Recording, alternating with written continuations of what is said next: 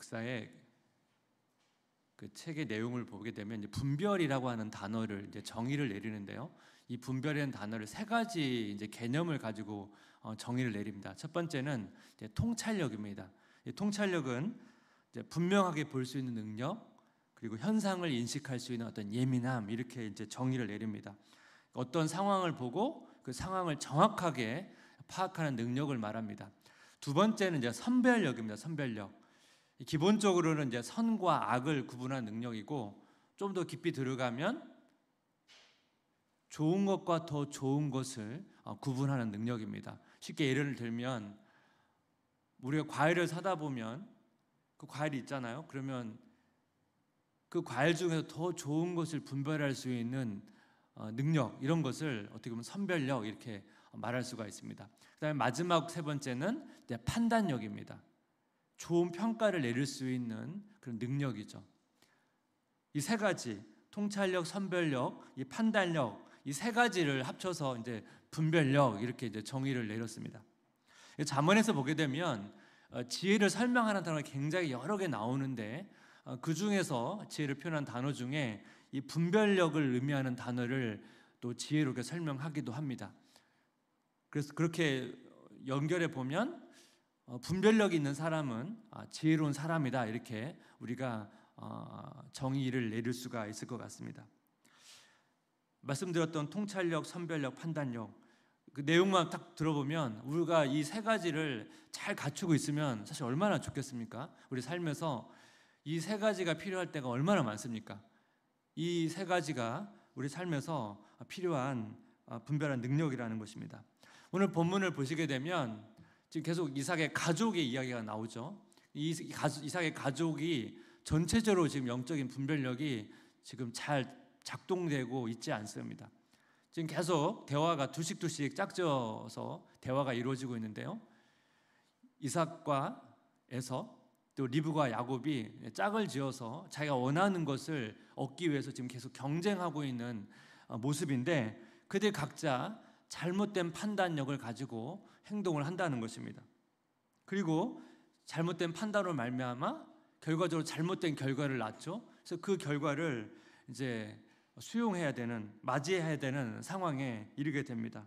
오늘 본문을 보게 되면 이삭과 이제 에서와의 대화인데요. 이삭과 에서가 야곱이 이제 축복을 받지 않았습니까? 이 상황을 어떻게 받아들이고 있을까요? 내용을 보시면 이삭과 에서는 이 상황을 다르게 받아들이고 있다는 것을 볼 수가 있습니다. 차이점이 있습니다. 그 내용들을 좀 살펴보면서 왜 분별력이 중요한지를 좀 살펴보기를 원하는데, 첫 번째 뭐냐면 이삭입니다. 이삭은 이 상황을 통해서 이 하나님의 뜻에 순복합니다. 이삭이 야곱이 자기를 속였다는 사실을 깨닫게 됩니다.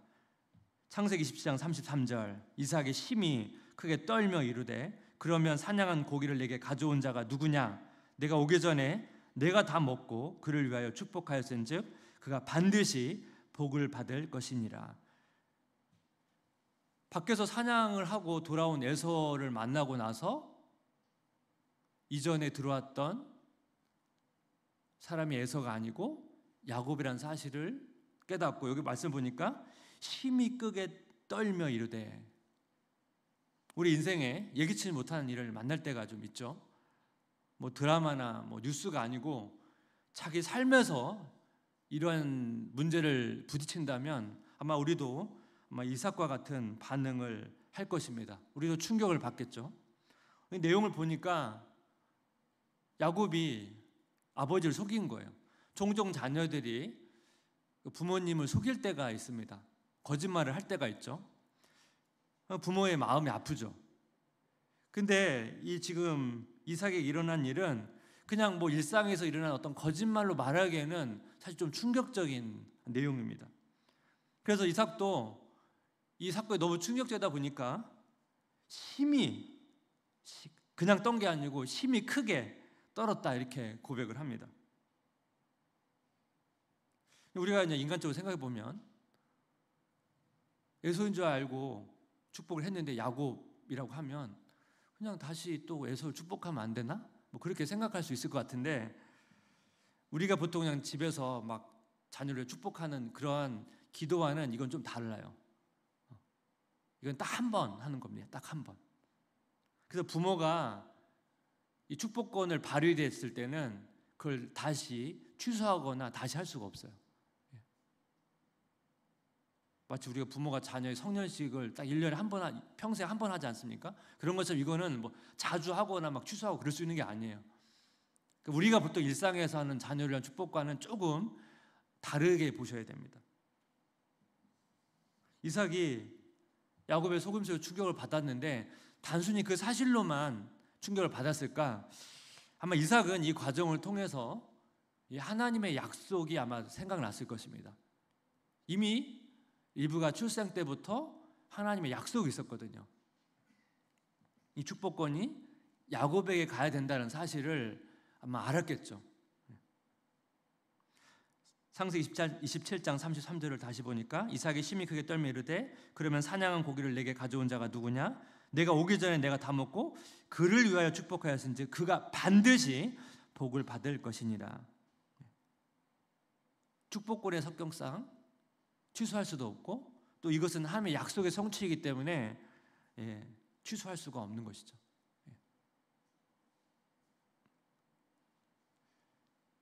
이삭과 같은 일들이 이제 다윗에게도 일어납니다. 이 다윗과 밧세바 사이에 이제 아이를 갖게 되는데 이 과정에서 여러분 다윗의 잘못된 행동이 있었죠. 그래서 하나님께서 심판을 해서 이 아이가 살지 못할 것이라고 나단 선지자가 이제 예언을 합니다. 다윗은 이 사실을 알고도 하나님께 나아가 금식하며 기도를 합니다. 하나님께 긍휼을 구하는 거죠. 이게 자기의 잘못된 일로 생겼기 때문에 혹시나 하나님께서 자기를 불쌍히 여겨주셔서 은혜를 베풀지 않을까. 그래서 금식하며 기도를 합니다. 막 신하들이 식사를 하라고 권유해도 식사도 하지 않고 그렇게 하나님께 기도를 합니다. 그러다가 아이가 죽었다는 소식을 듣고 다윗의 반응을 보면 사무엘하 12장 19절 10절 다윗이 그의 신하들이 서로 수군거리는 것을 보고 그 아이가 죽은 줄을 다윗이 깨닫고 그 신하들에게 묻되 아이가 죽었느냐 하니 대답하되 죽었나이다 하는지라. 다윗이 땅에서 일어나 몸을 씻고 기름을 바르고 의복을 갈아입고 여호와의 전에 들어가 경배하고 왕궁으로 돌아와 명령하여 음식을 그 앞에 차리게 하고 먹은지라. 다윗이 이전에는 막 식사를 권해도 하지 않았는데 아이가 죽었다는 소식을 듣자마자 뭐예요? 금식을 중단하고 다시 먹기 시작하고 말씀을 보니까 여호와의 전에 가서 경배했답니다. 경배했다는 건 뭐죠? 경배했다는 것은 하나님의 뜻에 순복한다는 거거든요. 다윗은 이 결과에 대해서 어떻게 합니까? 100% 수용하고 다시 일상으로 돌아갔다는 것입니다. 우리도요 이삭처럼 다윗처럼 잘못된 판단을 할 수가 있어요. 우리 일상에서 이런 일들이 일어날 수 있거든요. 근데 우리가 잘못된 판단으로 이런 일이 일어났다는 사실을 우리가 뒤늦게라도 깨달았을 때 우리가 하나님의 뜻을 전적으로 수용할 수 있어야 된다는 거예요. 여러분 이것도 되게 중요하다는 것입니다. 왜냐하면 우리 잘못된 판단으로 일어난 결과에 대해서 그 결과를 수용하지 못한 일들이 있다는 거예요. 실제도 가정에서도 일어나고 교회에서도 일어나고 그 잘못을 인정하지 않는 일들이 생각보다 여러분 있습니다. 오늘 본문에 보게 되면 에서가 그래요. 에서가 분별력이 필요한 중요한 이유 두 번째 보니까 에서 상황을 통해 하나님의 뜻을 발견하지 못합니다. 그럼 이삭이 야곱이 속였다는 사실을 듣고 놀랐죠. 에서도 똑같은 반응을 보입니다. 창세기 27장 34절 함께 같이 읽을까요? 에서가 그의 아버지의 말을 듣고 소리질러 슬피 울며. 에서도 이삭처럼 충격을 받은 거예요. 도저히 이제 믿겨지지 않은 거예요. 그래서 소리질러 슬피 울었다는 거예요. 제정신이 아니었던 것 같습니다. 그래서 에서는 아버지에게 자기도 축복해달라고, 빌 복이 이것밖에 없습니까? 자기도 축복해달라고 막 아버지께 매달립니다. 인간적으로 여러분 에서의 마음이 이해가 되시죠? 근데 이 에서의 모습과 이삭의 모습을 비교해 보면 이 에서의 모습에서 차이점이 뭐냐면 이 결과를 이 하나님의 뜻으로 받아들이지 않는다는 것입니다. 그래서 이 이후에 이 에서의 행동을 보게 되면 이 하나님의 섭리를 받아들이지 못하는, 이 하나님의 뜻을 분별하지 못할 때 생기는 두 가지 모습이 있는데, 첫 번째는 뭐냐면 분별력이 없을 때 나타나는 특징, 첫 번째 책임 전가예요. 책임 전가. 이 에서는 이 자기의 억울함을 야곱에게 돌립니다. 창세기 27장 36절 한번 같이 읽어볼까요? 에서가 이르되 그 이름을 야곱이라 함이 합당하지 아니하나이까. 그가 나를 속임이 이것이 두 번째니이다. 전에는 나의 장자의 명분을 빼앗고 이제는 내 복을 빼앗았나이다. 또 이르되 아버지께서 나를 위하여 빌복을 남기지 아니하셨나이까. 여기 내용을 잘 보시면 야곱이 속인 건 맞아요. 근데 잘 보시면 이 속인 게 두 번째라는 거예요. 전에도 나의 장자의 명분을 빼앗았는데 그것도 속여서 뺐다는 거예요. 근데 여러분, 사실관계를 따져보면 그때 야곱이 속여서 뺏은 게 아니고 에서가 야곱에게 장자권을 팔았거든요. 에서는 야곱이 요리해준 음식과 자기 장자권을 바꿨단 말이에요. 그건 자발적인 의지로 선택을 한 거거든요. 근데 지금 에서는 그 과거의 그 사실을 야곱이 속여서 빼앗은 것으로 이야기하고 있다는 것입니다. 우리가 분별력을 잃을 때 어떤 문제에 있어서 그것을 자기의 잘못으로 찾는 것이 아니고 다른 사람에게 원인을 돌린다는 것입니다.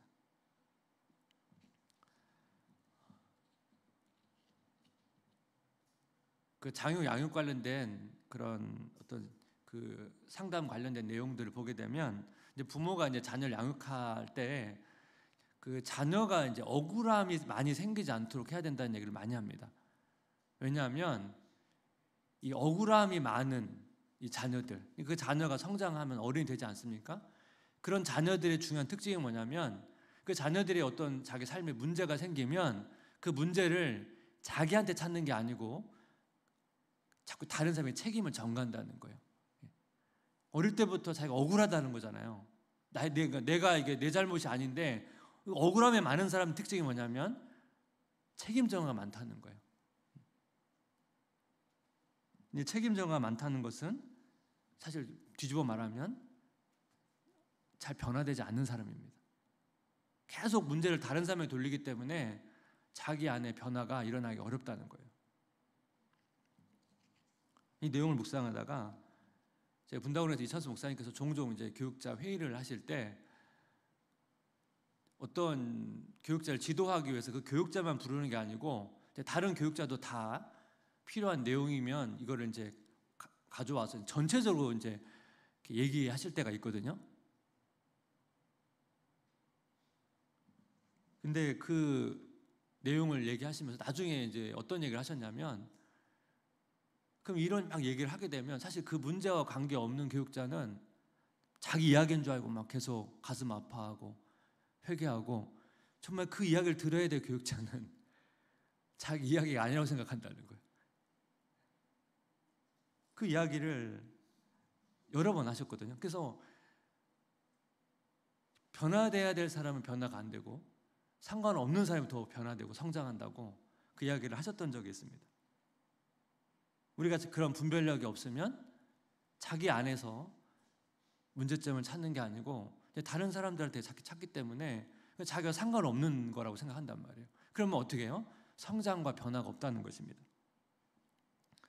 분별력이 없을 때 나타나는 특징 두 번째는 뭐냐면 영적 이해 부족입니다. 지금 에서는 축복권을 지금 빼앗겼다고 지금 생각하는데, 이 에서의 이야기를 잘 들어보면 여기 굉장한 영적인 이해의 부족을 보여줍니다. 창세기 27장 36절, 에서가 이르되 그의 이름을 야곱이라 함이 합당하지 아니하나이까. 그가 나를 속임이 이것이 두 번째니이다. 전에는 나의 장자의 명분을 빼앗고 이제는 내 복을 빼앗았나이다. 또 이르되 아버지께서 나를 위하여 빌복을 남기지 아니하셨나이까. 어떤 이해의 부족이죠? 여러분, 내용을 보시면서 여러분 뭐가 에서의 잘못된 판단인지 보이십니까? 원래 장자권과 축복권은 하나예요. 같이 가는 거예요. 근데 에서는 지금 어떻게 말해요? 전에는 장자의 명분을 뺏었고 지금은 축복권을 뺏었다고 말하잖아요. 원래 이거는 이런 개념이 아니에요. 같이 가는 거예요. 에서가 이전에 자기 장자의 명분을 팔았다는 것은 이미 축복권을 파는 거랑 마찬가지예요. 근데 에서는 이것이 하나라고 하는 같은 개념이라는 사실을 모르고 있습니다. 에서가 장자의 명분을 가볍게 여기지 않았습니까? 이 장자의 명분을 가볍게 여겼다는 것은 이 축복권 자체도 가볍게 여겼다는 것입니다. 에서가 이 하나님께서 주시는 그 영적인 유산과 이 축복에 대한 이해가 전혀 없었다는 것을 볼 수가 있습니다. 사실 성경에 보면 이런 영적 이해 부족의 이야기들이 참 많이 나오는데 예수님께서 12제자를 이제 훈련을 시키는데 복음서를 읽어보면 그 예수님의 제자들이 예수님의 말씀을 잘 이해를 못합니다. 그런 내용들이 계속 나오는데 그 중에 이제 도마 이야기를 한번 보면 요한복음 11장 14절에서 16절입니다. 우리 한번 같이 읽어보겠습니다. 이에 예수께서 밝히 이르시되 나사로가 죽었느니라. 내가 거기 있지 아니한 것을 너희를 위하여 기뻐하노니 이는 너희로 믿게 하려 함이라. 그러나 그에게로 가자 하시니 디두모라고도 하는 도마가 다른 제자들에게 말하되 우리도 주와 함께 죽으러 가자 하니라. 지금 무슨 내용이냐면 지금 도마가 갑자기 우리도 주와 함께 죽으러 가자고 했는데 여기 맥락이 있어요. 왜 이야기를 하냐면 이 앞에 내용에서 그 유대인들이 예수님을 돌로 치려 죽이려고 했거든요. 그러니까 예수님께서 이제 유대 지역으로 들어간다고 할 때는 위험한 거잖아요. 그래서 제자들이 예수님께서 이제 유대 지역으로 들어가시는 것에 대해서 걱정을 합니다. 근데 지금 도마의 내용은 뭡니까? 예수님과 함께 우리 같이 죽으러 가자. 어떻게 보면 이제 이 충성을 어떻게 보면 맹세하는 그런 고백인데 어떻게 보면 굉장히 귀한 마음 아닙니까? 근데 예수님께서 사실 이제 지금 예루살렘을 향해서 인류를 구원하기 위해서 지금 사실 죽으러 가는 중이긴 하거든요. 근데 여러분 이 십자가의 구속은 예수님만 하실 수 있는 거거든요. 여러분 제자들이 죽는다고 이 구속의 문제 해결이 됩니까? 이거는 다른 제자들이 할 수 없는 영역이거든요. 같이 할 수 있는 영역이 아니에요. 예수님만이 감당할 수 있는 영역이거든요. 근데 지금 도마는 마치 그거를 예수님과 함께 여기도 잘못된 이해가 있죠. 같이 그것을 이루겠다는 결의를 보인다는 것입니다. 이 도마의 고백 속에 예수님의 구속 사역에 대해서 도마도 잘 이해하지 못하고 있다는 사실을 볼 수가 있다는 것입니다. 마틴 로이드 존스 목사님의 영광을 바라보라는 책을 보게 되면 이런 내용이 있습니다. 십자가의 복음을 듣는 것이 지루합니까? 자신이 그 메시지를 모두 알고 있다고 생각합니까? 위대한 구원 계획이 온전히 이루어졌고 영광스러울 정도로 한결같다는 사실에 관해 듣는 것이 기쁘지 않습니까? 누구든지 이 가르침을 더 듣고 싶어 하지 않는다면 그 사람이 여전히 무지에 쌓여 있는 것이 분명합니다. 항상 그렇듯이 말씀을 사모하는 것이 곧 생명의 징후입니다.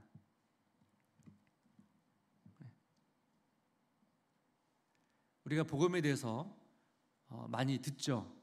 또 때로는 설교를 통해서 또 성경 안에서 여러 가지 우리가 이 복음을 접하게 될 때 우리가 이미 다 알고 있다고 느끼거나 이미 내가 다 알고 있는 내용이야. 이거 저거 내가 알고 있어라고 느낄 때 그런 부분이 우리가 영적인 여기 무지라고 했는데 어떤 영적 이해 부족이 아닌지를 점검해 볼 필요성이 있다는 것입니다. 왜냐하면 우리가 복음을 깊이 안다면 더 알고 싶고 또 듣고 싶고 그런 사모함이 있는 것이 자연스러운 반응이기 때문에 우리가 그런 내용을 지루하고 있다면 그것은 우리가 영적으로 아직 그 이해가 부족하지 않는지를 점검해 볼 필요성이 있다는 것입니다. 예수님의 제자들이 너무나 충성스럽게 열정을 가지고 예수님을 따랐지만 이 제자들의 영적 이해가 너무 부족하다 보니까 예수님과 뜻과는 다른 선택과 결정들을 한다는 것입니다. 그래서 우리가 이제 기도를 해야 될 것 같습니다. 오늘 내용을 요약해 보면 이런 기도문이 되지 않을까 생각합니다. 우리가 모든 것을 다 밝히 알 수는 없지만 하나님께서 우리에게 분별력을 주셔서 우리의 모든 판단 가운데 이 잘못된 판단을 점점 줄여갈 수 있도록 그렇게 기도를 해야 됩니다. 또한 우리가 잘못된 판단을 했을 때 그때라도 빨리 하나님의 뜻을 깨닫고 그것을 하나님의 섭리로 수용하고 그때부터 그 자리에서 다시 하나님의 뜻을 구하며 나아갈 수 있는 그런 은혜가 필요하다고 그렇게 우리는 또 기도해야 됩니다. 그래서 오늘 나와 있는 것처럼 내가 영적인 분별을 잃어서 그 문제를 자꾸 다른 사람에게 책임을 전가하는 일이 없도록 우리의 삶을 돌아보고 먼저 내 안에서 문제점을 찾아보고 그럴 수 있는 그런 영적인 통찰력을 달라고 우리는 기도해야 됩니다. 그런 내용들을 가지고 우리가 함께 같이 기도했으면 좋겠고 성도님의 삶 가운데 이런 분별의 은혜 또 지혜의 은혜가 점점 더 충만해져서 일상에서 이런 분별력들이 잘 작동되는 삶이 되시기를 주님의 이름으로 축복합니다.